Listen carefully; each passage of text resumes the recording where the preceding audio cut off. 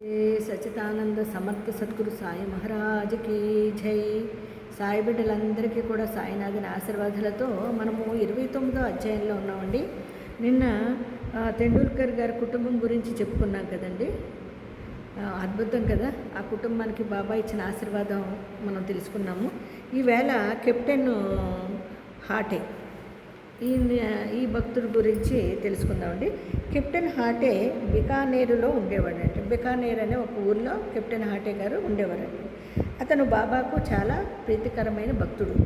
అయితే ఒకనాడు బాబా అతని స్వప్నంలో కనిపించి, ఆయన స్వప్నంలోకి బాబా గారు వెళ్ళి నన్ను మరిచితివా అని అడిగారంటండి ఆయన్ని. అప్పుడు హాటే వెంటనే బాబా పాదములు పట్టుకుని, బిడ్డ తల్లిని మరిచినచో అది ఎట్లు బ్రతుకును చూడండి. బిడ్డని తల్లి ఎప్పుడైనా మరుస్తుందా? అది ఎలా బతుకుతుంది? అతను అనుచు తోటలోనికి పోయి తాజా చిక్కుడుకాయలు తెచ్చి స్వయంపాకమును దక్షిణను బాబాకు అర్పించిన. స్వప్నంలో ఆయన చిక్కుడుకాయలును స్వయంపాకము తీసుకొచ్చి బాబా గారికి దక్షిణతో పాటు ఇచ్చి ఆయన పాదాలకి నమస్కరించుకున్నారంటండి. స్వప్నంలో అతనికి మెలకు వచ్చింది. ఇదంతయు స్వప్నమా అనుకున్నాడంటండి. ఈ వస్తువులన్నింటినీ షిరిడి సాయిబాబా వద్దకు నిశ్చయించుకున్నాడు. నాకు స్వప్నంలో వచ్చింది, ఎలాగైనా సరే బాబా గారికి ఇవి సమర్పించుకోవాలి నేను అని చెప్పి అతను అనుకుంటాడండి. కొన్ని దినముల తర్వాత వాళ్ళ ఫ్రెండు గ్వాలియర్ వెళ్ళాను. ఆ ఊరికి వెళ్ళిన అక్కడి నుండి 12 రూపాయలు మనీ ఆర్డర్ ద్వారా బొంబాయిలో నుండిన తన స్నేహితులకు పంపి అందులో 2 రూపాయలు స్వయంపాకము వస్తువులు చిక్కుడుకాయలు కొని 10 రూపాయలు దక్షిణ సమర్పించవలెనని వ్రాసాను. ఆ ఊరికి వెళ్ళి ఆయనకి వాళ్ళ స్నేహితుడికి జాబ్ రాశాడంటండి.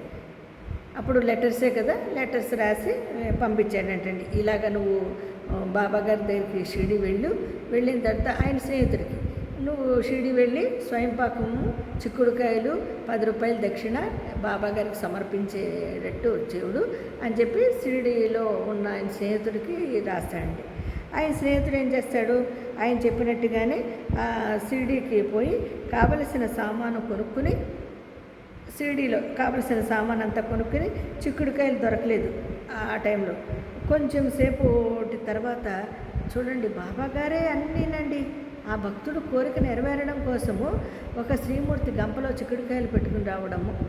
అప్పుడు ఆయన చిక్కుడుకాయలని తీసుకుని ఇంకా స్వయంపాకానికి సంబంధించి బియ్యము అన్నీ తీసుకెళ్తాం కదా, అవన్నీ తీసుకుని చిక్కుడుకాయలు అన్నీ తీసుకుని సిద్ధం చేసుకుని ఆ కెప్టెన్ హాటే పక్షమున దానిని బాబాకు అర్పించారు. ఆయన ఫ్రెండ్ చెప్పినట్టుగానే హాటే గారు ఈయన బాబా గారికి ఆ స్వయంపాకాన్ని సమర్పించి నిమోన్కర్ మరుసటి దినము అన్నము కూర చేసి బాబాకి అర్పించారు. వాటిని ఏం చేశారండి నిమోన్కర్ గారు బాబా గారికి ఆ చిక్కుడుకాయల కూర అన్నము ఇవన్నీ కూడా చేసుకుని బాబా దగ్గరికి తెచ్చండి. బాబా భోజనం చేయనప్పుడు అన్నము ఇతర పదార్థములు మాని చిక్కుడుకాయ కూర మాత్రమే తిన్నారంటండి. అన్నము అన్నీ పట్టుకొచ్చాయండి ఆయన చేసుకుని, కానీ చిక్కుడుకాయ కూర మాత్రమే తిన్నారంటండి. ఈ సంగతి స్నేహితుని ద్వారా తెలుసుకున్న హాటే ఎంతో సంతోషపడిపోయాడు. మళ్ళీ స్నేహితుడు ఎప్పటికప్పుడు ఆయన ద్వారా తెలియపరుస్తున్నాడు, ఇలాగ తీసుకెళ్ళాను నేను, ఇలాగ ఇచ్చాను బాబా గారికి నువ్వు చెప్పినట్టుగానే చిక్కుడుకాయ కూర మాత్రమే ఇష్టంగా తిన్నారు బాబా గారు అని చెప్తాడు. ఆయన ఎంతో సంతోషపడిపోతాడంటండి. నా మనోభిష్టం నాకు స్వప్నంలోకి వచ్చింది కదా బాబా గారికి ఇలా ఇచ్చినట్టు, ఆయన అదే తిన్నారు అంటే మరి ఆయన ఆనందమే కదండి, ఆయన కోరిక నెరవేరింది కదా.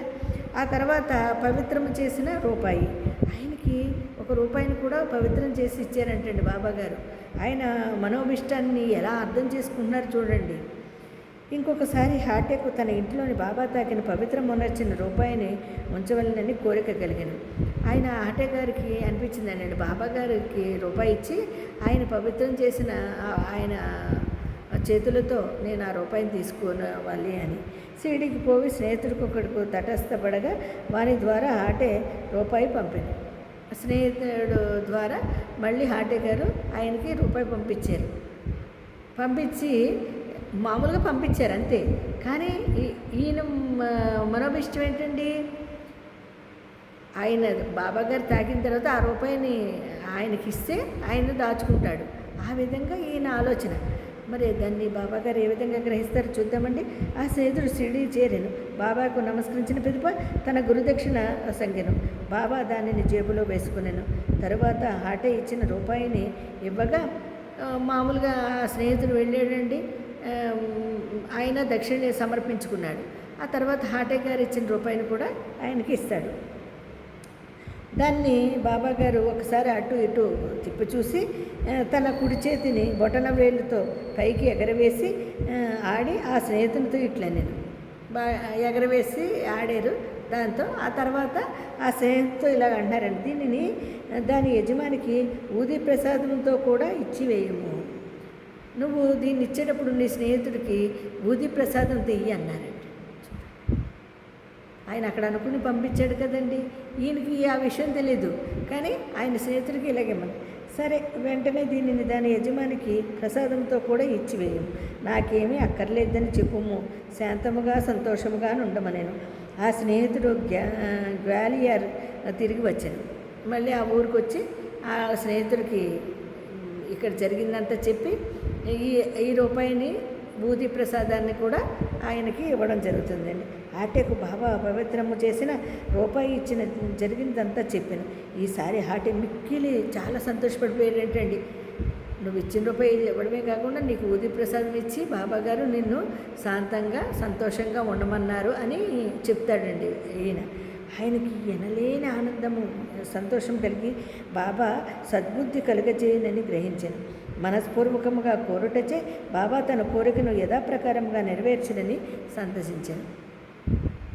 నేను మనసులోని ఇలాగ అనుకున్నా, బాబాగారు మాత్రం నా కోరికను నెరవేర్చారని చెప్పి చాలా చాలా సంతోషపడ్డారంటండి. ఆ తర్వాత వామన్ నార్వేకర్ గారి గురించి తెలుసుకుందామండి.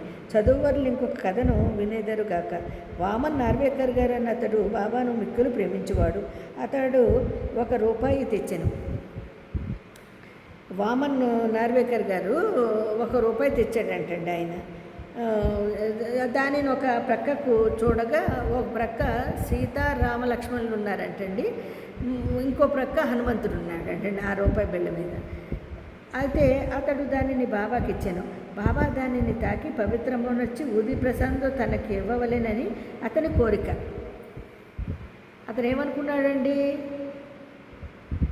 ఈ రూపాయి బిల్లు బాబాగారికి ఇచ్చి బాబాగారు తీసుకున్న తర్వాత నాకు ఇచ్చేస్తారు, ఆయన చేతుల్లోంచి నేను తీసుకుంటే ఆయన పవిత్రపరిచిన తర్వాత కదా నాకు వస్తుంది అనే ఒక ఆనందంతో ఆయనకి ఇవ్వడం జరిగింది.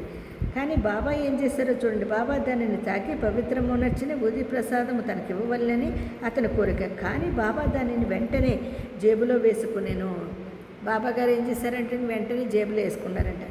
శ్యామ నార్వేకర్ గారి ఉద్దేశము తెలుపుతూ శ్యామ గారు నార్వేకర్ గారు ఆయన ఉద్దేశాన్ని ఎవరి ఉద్దేశాన్ని నార్వేకర్ గారి ఉద్దేశాన్ని తెలియపరుస్తూ ఆయన ఏమన్నాడంటే, ఆయన ఉద్దేశం ఏంటంటే ఆయనకి నువ్వు పవిత్రపరిచిన తర్వాత ఆయనకి ఇవ్వాలి అనేది ఆయన ఉద్దేశం అని చెప్పి వీళ్ళు చెప్తారండి. చెప్పేసరికి బాబాగారు ఏమంటారో చూడండి. నార్వేకర్ ఉద్దేశమును తెలుపుచు దానిని తిరిగి ఇచ్చివేయమని బాబాను వేడాను. బాబా ఇట్లా నేను దీనిని ఎలా అతనికి ఇవ్వలేను, నేను ఎందుకు ఇవ్వాలి, నాకు ఇచ్చావు కదా నువ్వు, దీనిని మనమే ఉంచుకుందాము, మనం ఉంచుకుందాంలే సేమ, ఆయనకి ఎందుకు ఇవ్వాలి అని అతడు ₹25 ఇచ్చినచో తిరిగి వానికి ఇచ్చేదాము. అతను నాకు ₹25 ఇస్తాడేమో, మళ్ళీ అతనికి ఇచ్చేద్దాంలే అంటూ ఆ రూపాయి కొరకు వామన్ రావు ₹25 వసూలు చేసి బాబా ముందర పట్టాను. బాబాగారు ఏమన్నారు, నాకు ₹25 ఇస్తే ఇస్తాను అన్నారు. కానీ అప్పుడు వామన్ గారు వసూలు చేసి ₹25 ఆ బాబాగారి ముందు పెడతాడండి. బాబా ఇట్లా నేను ఆ నాణ్యము విలువ ₹25 కంటే ఎంతో ఎక్కువ. శ్యామ, ఈ రూపాయిని తీసుకునము, మన కోశంలో దీనిని ఉంచుము, దీనిని నీ పూజా మందిరంలో పెట్టి పూజించుకుందు. కానీ అందాక అక్కడ పెట్టుకో, నా దగ్గర పెట్టు, ఆ తర్వాత నువ్వు తీసుకుని వెళ్ళి నీ పూజా మందిరంలో పెట్టుకుని పూజ చేయి. అడిగిన ఆయనకి ఇవ్వలేదండి. ఆయనకి ఇవ్వట్లేదు. ఆయన అడిగారు కదా శ్యామ గారు, ఇవ్వట్లే.